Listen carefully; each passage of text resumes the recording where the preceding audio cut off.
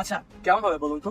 যদি আপনাকে বলি প্রতি বছর শুধুমাত্র আমরা বিসিএস পরীক্ষার প্রিপারেশন নিতে গিয়ে 4,800 কোটি টাকা লস করি, আর যা 4 বছরে হিসাব করলে দাঁড়ায় 19,200 কোটি টাকা। কি বিশেষ হচ্ছে না? চলুন তাহলে প্রমাণ করে দেখায়। বাংলাদেশ পরিসংখ্যান ব্যুরোর সূত্র অনুযায়ী আমাদের দেশে বর্তমানে বেকার রয়েছে প্রায় 25 লাখ মানুষ। আচ্ছা, এর মধ্যে আমরা ধরি শুধুমাত্র 20 লক্ষ মানুষ সরকারি চাকরির প্রিপারেশন নিচ্ছে।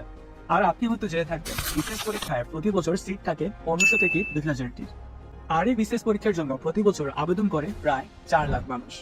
তার মানে সহজ একটি হিসাব করে দেন, এই 4 লাখ মানুষ থেকে চাকরি পাবে শুধুমাত্র 2000 মানুষ। আপনি আরেকভাবে করতে পারেন 2000 ভাগ 4 লাখ, যা হয় 0.0005%। অর্থাৎ বাকি থেকে গেল 99.995% মানুষ। আর এরাই পরবর্তী বছরে আবারও বিশেষ পরীক্ষার জন্য প্রিপারেশন নেবে। এবার আরেকটি হিসাব করে দেখুন, এই 4 লাখ মানুষ যদি সরকারি চাকরির পিছনে না ছুটে শুধুমাত্র 10,000 টাকার একটি চাকরিও করতো, তাহলে তাদের প্রতি মাসে ইনকাম হতো 4 লাখ ইন্টু 10,000, যা হয় 400 কোটি টাকা। আর এটি শুধুমাত্র আমি এক মাসের কথা বললাম। পুরো বছরে যেটি হবে 400 ইন্টু 12, যা হচ্ছে 4,800 কোটি টাকা। যারা বিসিএস পরীক্ষার জন্য প্রিপারেশন নেয় তারা 4 থেকে 5 বছর হাতে নিয়ে কিন্তু প্রিপারেশন নেয়।